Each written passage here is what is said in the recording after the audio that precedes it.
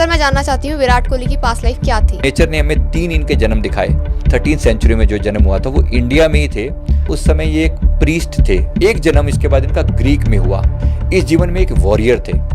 क्या प्रोसेस रहती है, आप पास्ट लाइफ में लेकर कैसे जाते हैं? तो हिप्नोथेरेपी के जरिए कहा जाता है। किसी व्यक्ति को हिप्नोटाइज किया और धीरे धीरे उसको स्टेप बाय स्टेप रिलैक्स करते हुए उसको थोड़ा पीछे लेकर गए। अब आपकी एज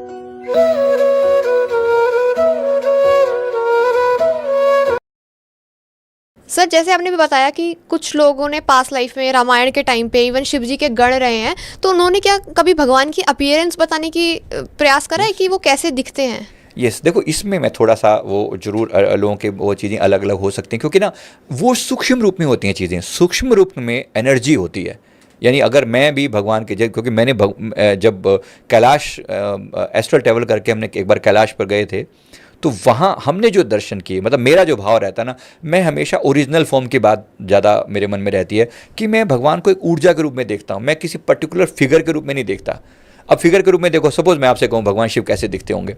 अब हर एक व्यक्ति ने अलग अलग कंसिडरेशन बना रखे हैं मन में। अलग अलग सीरियल्स हैं, अलग अलग लोगों के रोल हमने देखे हुए हैं। पता नहीं किसने क्या फोटो बना रखे हो अपने मन में, तो मन बड़ा कंफ्यूज हो सकता है कि ऐसे दिखते थे कि ऐसे, ऐसे के ऐसे, इस वाले सीरियल में जो दिखते हैं वैसे थे कि वैसे थे, उनकी दाढ़ी मूंछ थी कि नहीं थी। अब बहुत जगह दाढ़ी मूंछ वाले भी दिखा देते हैं। कहने का अर्थ क्या है कि मैं जो भगवान की वो जो फॉर्म है ना, वो स्पिरिचुअल फॉर्म है, वो सूक्ष्म फॉर्म है। सूक्ष्म फॉर्म में मैंने जो देखा वो ऊर्जा के रूप में देखा है, मतलब एनर्जी के फॉर्म में, ऐसा डिवाइन फॉर्म में देखा, जहाँ एक विराट प्रकाश प्रेजेंट है। इतना बड़ी गोल्डन लाइट है और ब्लूइश गोल्डन है वो, तो बीच में ब्लू है और आसपास एक विराट गोल्डन ऑरा है। और वो इतना विराट कि जैसे पूरे ब्रह्मांड में फैला हुआ है, उसका और छोर नहीं समझ में आके देता। मैंने जो देखा था तो मैंने इस रूप में देखा था। अब ये इन्होंने जो व्यक्ति ने बताया, इनका नाम अजय है, इन्होंने मेरे को पूरी जो इन्होंने बताया कि मेरे को जो मेमोरीज रिकॉल होती हैं, ऐसा लगता है कि कभी कभी मैं मतलब इतना नज़दीक रह चुका हूँ, मैंने उनको छू कर देखा है, भगवान को मैंने छू कर देखा, वो मेरे पास रहे हैं। और मेरा शुरू से ही बर्फ़ के प्रति, हिमालय के प्रति इतना लगाव रहा है कि मैं वीडियोज़ देख कर ही बड़ा खुश हो जा करता था भी ऐसे। यानी सारी बातें कनेक्ट करती हैं कहीं ना कहीं कि वो उन मेमोरीज से वो निकल के आया है ये व्यक्ति। और भगवान शिव के मंत्रास का जाप और महामृत्युंजय और ओम नमः शिवाय और अन्य मंत्र जो है ना, ये इतना अट्रैक्ट करते थे कि जिसका कोई हिसाब नहीं। तो ये सारी चीज़ें कहीं ना कहीं कनेक्ट तो करती हैं। जी, आप अपीयरेंस के बारे में बता रहे थे कि उन्होंने कैसी अपीयरेंस देखी है? देखो उन्होंने जो बताया तो उनका तो यही, उनका जो एक्सपीरियंस था और मेरे एक्सपीरियंस बिल्कुल मैच करता है। उन्होंने जो बताया कि इसी तरह का एक ऊर्जा रूप था। मैंने उनसे जो पूछा तो ऊर्जा रूप था। एक अन्य भक्त से जो पूछा, उन्होंने ऊर्जा रूप ना बता के बिल्कुल शिव जी की डायरेक्ट अपीयरेंस के बारे में बताया। उनका ऐसे उनके गले में सांप, हाँ वो बिल्कुल ऐसा ही एग्जैक्ट जैसे हम बोल रहे हैं ना, बिल्कुल ऐसा है। तो जो फिजिकल फॉर्म के बारे में उन्होंने बताया कि गले में इतने विराट वो बड़ा नाग है और उनका जो फॉर्म है वो इतना, कह रहे कि मैं जो खड़ा हूँ मैं उनके सामने एक चींटी की तरह से दिख रहा हूँ उनको। मतलब वो इतने विराट हैं कि मैं ऐसे जब देख रहा हूँ तो मेरी गर्दन मतलब बिल्कुल ऐसे दिख रही है कि इतना, उसका और छोर ही समझ में नहीं आ रहा है वो कितने बड़े हैं। तो मैं ऐसे देख रहा हूँ और उनकी भुजाएं इतनी विराट हैं, उनके चरण कमलों के नाखून जो है ना वहाँ तक भी मैं नहीं पहुँच पा रहा हूँ, वो इतना विराट रूप है उनका। तो मैं ऐसे करके देख रहा हूँ, जैसे श्रीमद् भागवत गीता में भगवान श्री कृष्ण का विराट रूप के बारे में बात सुनते हैं, तो बस कुछ ऐसा उन्होंने डिस्क्राइब किया। और ये फॉर्म प्रभु ने मुझे भी एक बार दिखाया इसी रूप में कि इतना विराट रूप है कि तुम क्या देख पाओगे, और छोर नहीं है उस चीज़ का। और इतना सुंदर, इतना ब्यूटीफुल है कि मतलब एक बार वो नज़र पड़ी ना, उसकी याद आने मात्र से फिर वो हृदय जो है ना मतलब पिघल जाता है कि भाई मेरे प्रभु इतने विराट हैं और मैं इतना पास था कभी उनके, और फिर हम दूर क्यों हो गए। तो ऐसे बहुत से लोगों के अंदर वो इच्छा, वो भाव होते हैं। सर पास्ट लाइफ रिग्रेशन में और किसी भगवान के दर्शन किसी ने करे हैं? डेफिनेटली, जैसे हनुमान जी के दर्शन बहुत लोगों ने किए हैं। हनुमान जी की ऊर्जा से कनेक्टेड रहे हैं। इसके अलावा गणपति जी के साथ बहुत कनेक्टेड रहे हैं। श्री राम जी की ऊर्जा से बहुत कनेक्टेड लोग रहे हैं। एंड सर इनके अपीयरेंस के बारे में क्या बताया है? अब जैसे मैंने कहा ना, अपीयरेंस में थोड़ा बहुत भेद हो सकता है। मैंने कहा ये जब मैं किसी चीज़ को डिस्क्राइब करूँ, प्रकाश का गोला है, प्रकाश के गोले को जब मैं देखूंगा तो मैं कहूँगा कि प्रकाश का गोला है। ऐसे किसी और व्यक्ति को उसको कोई वर्ड दे सकता है, कोई नाम दे सकता है कि वो ऐसा दिखता है कि वो वैसा दिखता है। थोड़ा बहुत अपीयरेंस में फ़र्क हो सकता है, पर मैं उसके पीछे ज़्यादा नहीं पड़ता। हालांकि इन्होंने देखा, जो मैंने आपको बताया इनके बारे में, हनुमान जी के बारे में एक बार उन्होंने जिक्र किया था एक व्यक्ति ने, तो उसके हनुमान जी के अपीयरेंस के बारे में, मतलब वो जैसा भी हम बात कर रहे थे ना भगवान शिव के बारे में, क्योंकि उन्हीं का अंश अवतार हैं, तो उनका रूप भी इतना विराट था कि वो मतलब हमारी उसमें नज़रों में नहीं आ पा रहा था कि कितना विराट रूप है। और उन्होंने कहा कि मुझे अपने गोद में लेकर उन्होंने कुछ देर के लिए और आकाश की सैर भी कराई, क्योंकि मैंने उसको बोला था कि मुझे हनुमान जी आपकी गोद में बैठना है। ऐसा करके उसने अपने भगवान से जिद करी, तो भगवान ने उसकी ये वाले भाव भी पूरे किए। उसने कहा कि मुझे दिखाया उन्होंने, इतना सुंदर रूप था। मतलब वो जो हम देखते हैं, जो सुनते हैं ना, वो हमारी कल्पना से बहुत बाहर था। It was so beautiful. और मैं कहता हूँ सबको ना कहीं प्रयास जरूर करना चाहिए। भगवान की जो फॉर्म है वो हमारे अंदर ही बसी हुई है। लेकिन जो इंडिकेशन था ना उनकी तरफ से, वो इंडिकेशन बहुत इंपॉर्टेंट है। जब मेरे को जब भी कोई एंजल मिलते हैं, दर्शन देते हैं, तो ये बार बार मुझे कहते हैं कि मुझे अपने भीतर देखो, मुझे अपने भीतर देखो। हनुमान जी उसको ये कह रहे थे, तुम भी वही हो। हाँ, तुम भी वही हो। बार बार जब तुम कहते हो कि जब अतुलित बल धामा भगवान के हनुमान जी के बारे में, तुम अपने अंदर हनुमान बल के धाम हनुमान जी को क्यों नहीं देखते? तो अपने अंदर उन गुणों को इनकलकेट करो, उनके अपने अंदर उन गुणों को जगाओ, तो उनकी अपीयरेंस तुम्हारे अंदर कॉन्फिडेंस पैदा करते हैं। गुणों के रूप में याद करोगे तो ज़्यादा अच्छा रहेगा। अपीयरेंस के रूप में याद करोगे तो ठीक है, थोड़ा प्रभावित तो हो जाओगे, लेकिन वो लंबे समय तक इम्पैक्ट नहीं डालेगा आपके मन पे। जी सर, आपने कभी ऐसे कोई पास्ट लाइफ रिग्रेशन करा है जिसमें जब वो उसने अपनी पास्ट लाइफ देखी, उसकी लाइफ पूरी ड्रेस्टिकली चेंज हो गई हो? हाँ बिल्कुल, ऐसे बहुत सारे लोगों के साथ ऐसा हुआ है। ये ड्रास्टिक चेंज वाली बात बहुत ज़्यादा, मतलब बहुत बार हुआ है ऐसा। क्योंकि जब तक देखता नहीं इंसान, नॉर्मली वो ब्लेम गेम में जीता है। हम लोग ये तो मान के भाई हम तो दूध के धुले हैं, हमने तो कोई गलती की ही नहीं।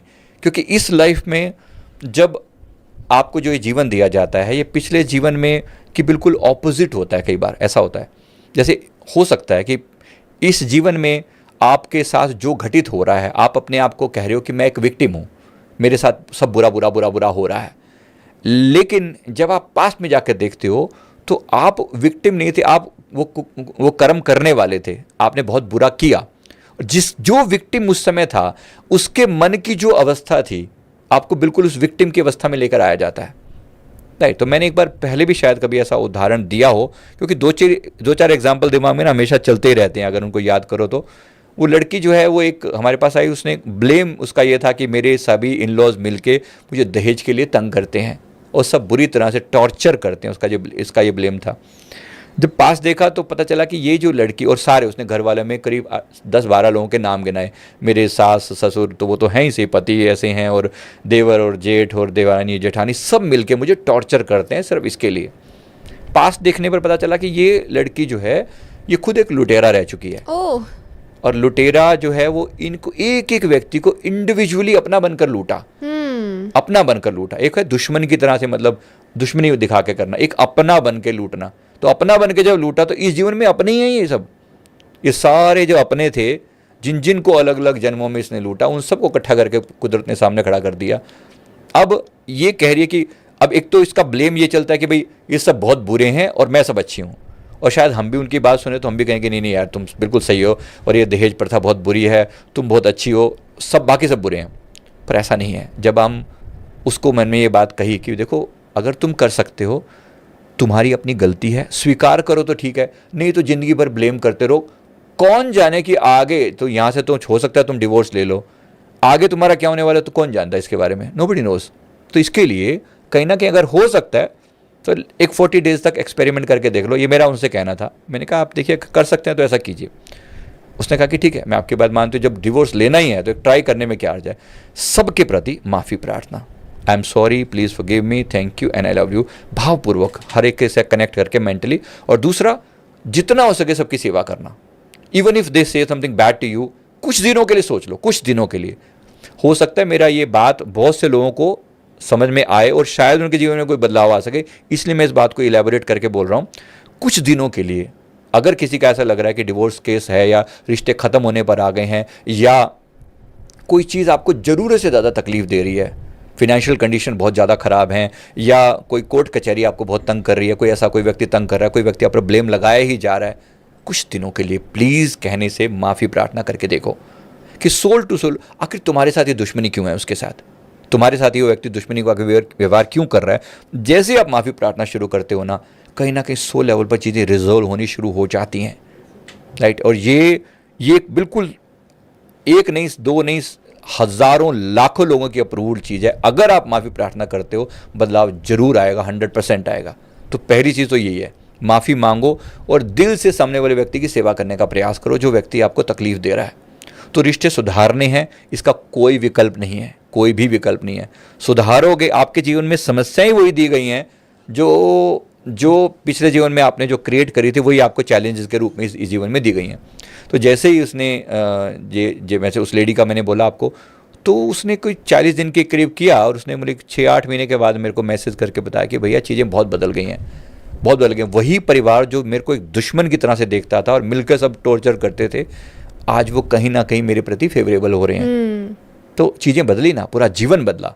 सोच सकते हो तो सोच लो, मतलब जितना भी आप अगर करोगे, बचाव रखोगे, अगर आप अपनी माफ़ी प्रार्थना करोगे तो चीज़ें ज़रूर बदलेंगी। ऐसे हमने लाखों लोगों के रिश्ते बदलते हुए, मतलब चीज़ें बदलते हुए देखे। मैंने एक माफ़ी प्रार्थना अब से करीब 4 साल पहले अपने चैनल पर डाली थी। उसमें सिंपली ये कहा जाता है कि मन से, वचन से, कर्म से इस जीवन में या पिछले किसी जीवन में अगर मैंने कोई गलती की है तो उस जाने या अनजाने में की हुई हर गलती के लिए मैं दिल से क्षमा मांगता हूँ, प्लीज़ मुझे माफ़ कर दो। ये डेली बोलना है? ये डेली बोलना है और उस व्यक्ति की तरफ ध्यान लगाकर बोलना है, मतलब जिसके प्रति जो गड़बड़ कर रहा है, जो आपके जीवन में तकलीफ दे रहा है। डेफिनेटली करके देखिए, और ये करेगा जो व्यक्ति करके देखेगा। अगर आपको 40 दिन, तो मैं ज़्यादा बोल रहा हूँ, अगर आपको 11 दिन में चेंज आपके जीवन में ना आए तो मुझे जो कहेंगे मैं करने के लिए तैयार हूँ। मतलब मैं इसलिए इतनी गारंटी के साथ कह रहा हूँ कि मैंने इसको इतना श्योरिटी के साथ लोगों पर काम करते हुए देखा है, आजमाया हुआ, इतना ज़्यादा आजमाया हुआ है कि भाई तुम पहले झुकना तो शुरू करो। एक सिंपल से मैं कई बार उदाहरण देता हूँ, माता पिता के सामने बच्चा जो है किसी की पेंसिल चुरा लाया, कह रहा है जी मुझे पेंसिल बहुत अच्छी लगी मम्मा, मुझे बहुत अच्छी लगी। अब मम्मा सपोर्ट तो नहीं करेगी, डेफिनेटली मम्मा बोलेगी बेटा वापस करके आओ, पेंसिल तुम्हारी नहीं है। अच्छी माँ तो सपोर्ट करेगी, मतलब इस बात को अपोज करेगी। तो वो अब बच्चे पर डिपेंड करता है। बच्चा कहे नहीं मम्मा मुझे पेंसिल तो बहुत अच्छी लग रही है, मैं तो नहीं करूँगा। तो प्यार से एक बार समझाया भी जाएगा, हो सकता है प्यार से कहे। दूसरी बार होता है चपेट भी लगा दे, और लगा ही देनी चाहिए। अच्छी माँ होगी तो ज़रूर चपेट भी लगा देगी। अगर ऐसी कोई जघन्य अपराध जो फ्यूचर में उसके लिए बहुत नुकसानदायक हो सकता है, वो ज़रूर उसके लिए कुछ ना कुछ उसको पनिश किया जाना चाहिए ताकि वो सुधार हो सके। सुधार बहुत ज़रूरी है। ठीक ऐसे ही अगर ये बच्चा आके ये कह दे मामा सॉरी मेरे से गलती होगी, वो माँ जो उसके प्रति अभी कितना नॉन फेवरेबल हो रही थी या उसके बारे में हो सकता है उसको पिटाई करने की भी तैयारी कर रही हो, लेकिन जैसे उसने सॉरी बोला सारा कुछ पिघल गया। वो माँ का जो अंतर ममता में हृदय है वो बाहर आ गया और उसने कहा कि नहीं तूने सॉरी बोल दिया बस बात खत्म होगी। तो सॉरी बोलना इतनी बड़ी बात है। तो परमात्मा के सामने या शनिदेव के सामने भी एक बार नाक रगड़ के, अगर कोई इतने ही आप परेशान है, इतने ही दुखी हैं, तो कह दो ना सॉरी, कहो कि हाँ मुझसे गलती हुई है और मैं ही रिस्पॉन्सिबल हूँ। सबसे बड़ी बात है रिस्पॉन्सिबिलिटी लेने की। क्योंकि सर आजकल हर जगह यही सुनने को मिलता है कि भगवान ने मेरे साथ ऐसा क्यों करा, भगवान ने मेरे साथ ऐसा क्यों किया। आप ब्लेम गेम जितना मर्जी खेल लो, कोई अंत नहीं है उस चीज़ का। लगाते रहो सारी दुनिया पे ब्लेम, ये बुरा वो बुरा वो बुरा, सब बुरे बस मैं अच्छा। अरे नहीं भाई, पहले अपने भीतर झाँक कर देखो, सीधी सी बात है। और ऐसी चीज़ें करते रहेंगे, सारी ज़िंदगी दूसरों पर ब्लेम करते रहेंगे, व्यक्ति कभी सुखी नहीं हो सकता। एक अवेकन्ड और नॉन अवेकन्ड पर्सन में मेजर डिफरेंस यही है। अवेकन्ड मतलब जो अपने कर्मों के प्रति जाग गया है, नॉन अवेकन्ड मतलब जो सिर्फ ब्लेम गेम खेल रहा है। तो दो ही तरह के लोग हैं। इसलिए जितना हो सके अवेकनिंग की तरफ आइए और ज़िंदगी को जिम्मेवारी के साथ स्वीकार कर कीजिए कि मेरे ज़िंदगी में आने वाला हर चैलेंज मैं स्वीकार करता हूँ, ये मेरा ही फैलाया और आयता है जो मैं समेट रहा हूँ। It's very simple. मैंने जो बेवकूफ़ियाँ करी थी, एक एक रिश्ता, एक एक तकलीफ, एक एक बात मैंने लाइफ रिव्यू जैसे एक घटना होती है जो एस्ट्रल लेवल पर घटित होती है मृत्यु के बाद, जिसको लोग कहते हैं धर्मराज चित्रगुप्त आपका देखा करता है। वो घटना को हम लोगों ने कई बार देखा है, आपको करवाया भी जा सकता है। LBL जो प्रोसेस मैंने बोला, जैसे किसी का पास्ट देखा जा सकता है, तो पास्ट के बाद क्या हुआ, मतलब पिछले जीवन में जब मृत्यु हुई तो उसके बाद क्या घटना घटी, जब आप ऊपर गए तो क्या हुआ, वो भी देखा जा सकता है। उसको हमने देखा जा सकता है। उसी को हमने लाइफ रिव्यू प्रोसेस होता है वो। और सभी की नॉलेज के लिए मैं बता ही देता हूँ कि लाइफ रिव्यू प्रोसेस में मैंने अपना लाइफ रिव्यू होते भी देखा, मैंने अन्य लोगों के लाइफ रिव्यू भी देखे हैं, जहाँ पर आपके सामने आपके एंजल्स आपको सपोर्ट करने के लिए बैठे होते हैं। मैंने किसी भैंसे पर बैठे हुए किसी यमराज को तो नहीं देखा, मैंने सिंपली एंजल्स को बैठे हुए देखा है। शायद एक अवेकन्ड सोल और नॉन अवेकन्ड सोल में डिफरेंस होता होगा, मुझे ऐसा लगा, बाद में बताया भी गया कि ऐसा सही है। जो लोग सच में वो काले भैंसे वाली इमेज बना के बैठे हैं या इतने बुरे कर्म करके बैठे हैं, तो उनको यमराज की वैसी छवि दिखाई पड़ती है, उनका हिसाब भी वैसे ही होता है। लेकिन जो थोड़े अवेकन्ड सोल्स हैं, उनको एकदम से वो वैसा ना होके उनके सामने सारा हिसाब दिखाया जाता है कि आपके सामने, जैसे मैंने जो देखा, मुझे जो अपनी घटना याद है, सामने स्क्रीन है, उस स्क्रीन पर वैसे न केवल वो 3D में है बल्कि 4D में है। 4D के साथ कहने का मतलब ये भी, मैं केवल उसे देख पा रहा हूँ, बल्कि सामने वाले के हृदय में जो चल रहा है मैं वो भी जान पा रहा हूँ। तो मैं उसे 5D कहूँ तो ज़्यादा अच्छा होगा, कि किसी के अंदर इमोशन भी फील कर पा रहा हूँ। तो जब इमोशन फील हो रहे हैं और वैसे ही दिखाया जाता है कि सामने वो घटना घट रही है, आपको वो दिखाया जा रहा है कि देख जीवन में ये जो घटना है, इसमें तुम बताओ कि तुमने जो ये बिहेवियर किया, क्या ये सही किया? तुमसे सवाल किया जा रहा है। तो तुम्हारी आत्मा ही जज है वहां पर। कोई यमराज बैठ के सजा नहीं दे रहा, कोई चित्रगुप्त तुम्हारा हिसाब नहीं खोल के दे रहा, तुम्हारा अवचेतन मन ही खोल के तुम्हारे सामने बैठा हुआ है। और चित्रगुप्त जो वर्ड है वो वहीं से ही आया है, चित्रगुप्त रूप से जो तुम्हारे मन का चित्र ले ले, राइट। तो गुप्त रूप से जो चित्र ले रखे हैं, वो चित्रों को एक DVD के फॉर्म में चला दिया, एक मूवी के फॉर्म में चला दिया। अब वो सामने चल रहा है, उसको कहीं भी पॉज कर देते हैं। जैसे कोई इवेंट घटता है तो उसको पॉज करके अब बताओ क्या तुमने ये ठीक किया? वहाँ पर तुम्हारी आत्मा ही गवाह है, तुम्हारी आत्मा ही जज है। तो तुमसे ही पूछा जाता है कि भाई तुम बताओ ये ठीक किया नहीं किया। और फिर तुम अपने आप से खुद के लिए कहते हो कि नहीं ये तो मैंने गलती करी। अच्छा, तो तुम्हें क्या करना चाहिए था? मुझे ये करना चाहिए था कि मुझे इस व्यक्ति को ऐसे नहीं ऐसे बोलना चाहिए था। अच्छा, अगली बार तुम्हें ये चांस मिले तो कैसा बोलोगे? वो कहेगा हाँ मैं ऐसे ही बोलूँगा। ठीक है, इसके लिए जो अगला इसका जो सोल कॉन्ट्रैक्ट है, अगले जीवन का जो सोल कॉन्ट्रैक्ट है, उसमें लिख दिया जाएगा अगले जीवन में इसके साथ वैसी घटना घटेगी और इसको उसके साथ वैसा बिहेव करना है। ये तुम्हारा सोल कॉन्ट्रैक्ट हो गया। तो कुछ चैलेंजेस जो इस पिछले जीवन में आए थे, उनको अगले जीवन का सोल कॉन्ट्रैक्ट बना दिया जाता है कि अब जाओ और उसी के हिसाब से बिहेव करो। तो जब चीज़ें मैंने ही डिसाइड करी हैं, सच बताऊं तो अपने जीवन के हर दर्द को, हर दुख को मैंने स्वीकार किया है और मेरी आत्मा ने स्वीकार किया। किसी यमराज ने मुझे कोई सज़ा नहीं सुनाई, किसी शनिदेव ने मुझे कोई फोर्स नहीं किया, कोई ग्रह उपग्रह मेरे विरोध में नहीं है। ये पूरी प्रकृति, ये पूरा ब्रह्मांड मुझे इतना प्रेम करता है कि वो मुझे सुधारने को तैयार हैं। वो they are so loving, so cute. मैं सच में उस घटना को याद करता हूँ, मेरा हृदय मतलब मैं रो उठता हूँ कि भाई इतना प्यार देने वाले लोग बैठे हुए थे। तो मैं ये नहीं कह रहा हूँ कि कोई वहाँ पर डरावनी चीज़ है, बिल्कुल भी। आपकी आत्मा ही गवाह है, आपकी आत्मा ही वहाँ पर जज है और आपकी आत्मा ही वहाँ पर कल्प्रिट है और आपकी आत्मा ही विलन है, सारा कुछ। और आप ही आत्मा ही डायरेक्टर है। अगले जीवन की स्क्रिप्ट भी आप ही लिख रहे हो कि मैंने ये जीवन में चुना है, ये दर्द मैंने चुने हैं, वही दर्द मिल रहे हैं। ये माता पिता मैंने चुने हैं, वही माता पिता मिल रहे हैं। जीवन की लगभग आने वाली प्रत्येक घटना को मैंने चुना है। तो कोई किस्मत कोई और दूसरी लिखने वाला नहीं है, कोई भाग्य कोई दूसरे लिखने वाला नहीं है। हमने अपना भाग्य खुद लिखा है और जब वो चीज़ें सामने आ रही है, हम कह रहे हैं कि मेरे साथ ऐसा क्यों हो रहा है। जी सर, पास्ट लाइफ की हमने बात करी है और हमने लास्ट पॉडकास्ट में भी बात करी थी। कुछ क्वेश्चंस थे जो ऑडियंस भी पूछना चाहती थी कि ऐसा आपने बताया कि हम हिप्नोथेरेपी के थ्रू बताते हैं कि आपने पास्ट लाइफ में ये करा, बट क्या आपने कभी कोई फैक्ट्स जानने की कोशिश करी है रियलिटी में कि हाँ, जैसे किसी ने बताया कि मैं यूपी में रहता था, मेरा ये घर था, मेरा ये नाम था, ये दुकान थी, आपने रियलिटी में जाके कोशिश करी और देखा हो कि वहाँ पर ये चीज़ें थी, तब तो ये माना भी जाए कि हाँ जो वो देख रहा है वो रियलिटी में देख रहा है, ये नहीं कि बस वो इमेजिनेशन में कोई ड्रीम देख रहा है। नहीं, ऐसे हमने बहुत बार चेक करके देखा भी है और उसको कनेक्ट करके भी देखा है। अब ये क्योंकि घटना को हुए सोचिए, आज हमारे पास कोई व्यक्ति आ रहा है, उसकी एज 30-40 साल की है, राइट। वो ये 30-40 साल पीछे तो जाना ही पड़ेगा। उसके पहले भी कितना समय उसने मृत्यु हुई होगी, कितना पहले, यानी हो सकता है वो घटना अब से 50 साल पुरानी हो, 60 साल पुरानी हो, चीज़ें बहुत कुछ बदल जाती हैं, बहुत कुछ। बट उसे हाँ मोटा मोटा कुछ याद रहता है, कुछ बातें याद रहती हैं जो कनेक्ट करती हैं। मैंने अपने ही लाइफ का एग्जांपल देखे, मैंने वो गुरुद्वारा तक मतलब लोकेट करके देखा, ऐसे करके। तो ऐसे बहुत सारी बातें हैं, बहुत सारी घटनाएं जो हमने चेक करके देखी हैं कि वह होती हैं। सबसे बड़ी बात क्या है कि मैं अपनी जब चीज़ों को रिकॉल करता हूँ, एक पर्टिकुलर शहर ही आपको क्यों पसंद आता है, किसी पर्टिकुलर जगह से आपका अटैचमेंट क्यों होता है, जब आप ये चीज़ें करेंगे ना, आप पाएंगे कि कहीं ना कहीं ये सब आपके साथ पास से कनेक्टेड हैं। सर कोई एक ऐसा एक्सपीरियंस बता सकते हैं अभी आप? मैंने जो अभी अपने वाला तो पर्सनली बताया है, तो मैंने आपको बताया ही है। और ऐसे ही मैंने अनेक जो कुछ लोगों के साथ, एक व्यक्ति का साथ हमने पास जो देखा था वो केरला में था, उसका हमने पास केरला में देखा। तो ये व्यक्ति अभी तो यहाँ राजस्थान में रहता है। तो इसके मन में मैंने कहा कि ये कहता कि मेरे मन में बीच के बारे में पता नहीं क्यों ख्याल आया करते थे बहुत ज़्यादा। ये टोल्ड मी कि मुझे पता नहीं, ऐसा लगता था कि वो ये कि जयपुर का बंदा है और कहाँ जयपुर और कहाँ केरला, बिल्कुल मतलब डायरेक्टली कोई कनेक्शन नहीं है। फिर वहाँ पर एक कोवलम बीच करके कोई जगह है, वहाँ पर उसने कहा कि मैंने जब पास में हमने देखा तो कोवलम बीच के साइड में कहीं वो रहता था, कोई उसके आसपास में, और वो एक मछुआरा था और मछुआरे के रूप में उसे कुछ अच्छे और बुरे कर्म जो भी हुए, तो उसने कुछ जगहों को जाके देखा और जैसे वो हम कहते हैं डेजा वू टाइप का, यार ये तो बिल्कुल मैंने देखा हुआ है, मैं तो गया हूँ, मैं तो हुआ है मेरे साथ ये घटना। तो कुछ चीज़ों को वो लोकेट कर पाया, अभी यहाँ पर ये इस तरह से, यहाँ पर ये नारियल के पेड़ों की एक श्रृंखला हुआ करती थी, यहाँ पर ये हुआ करता था। तो एक दो चीज़ें तो ऐसी हैं जो बिल्कुल एग्जैक्ट रिकॉल होती हैं कि हाँ ये ऐसा ही था, ये ऐसा ही था, ये ऐसा ही था।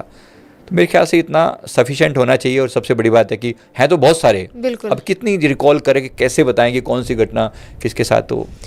सभी साधकों के लिए शुभ समाचार। अब अमृत वेला मेडिटेशन क्लास होगी गूगल मीट पर। अमृत वेला मेडिटेशन ज्वाइन करें। पहला सत्र सुबह 3:30 से 4:30 बजे तक, दूसरा सत्र सुबह 4:30 से 5:30 बजे तक। सत्संग और साधना ज्वाइन करें। सत्संग रात 9:15 से 9:30 बजे तक, साधना और जाप रात 9:30 से 10:30 बजे तक। ये क्लास बिल्कुल फ्री है। इसका हिस्सा बने और अपने जीवन में आध्यात्मिक ऊर्जा का संचार करें। सभी साधकों से निवेदन है, यदि आपने अभी तक हमारा साधना व्हाट्सएप ग्रुप ज्वाइन नहीं किया है तो तुरंत करें। यहाँ आपको सभी आवश्यक दिशा निर्देश मिलेंगे। मेडिटेशन क्लास और व्हाट्सएप ग्रुप के लिंक आपको इस वीडियो के डिस्क्रिप्शन बॉक्स में मिल जाएंगे। आइए साथ मिलकर आध्यात्मिक यात्रा पर चलें।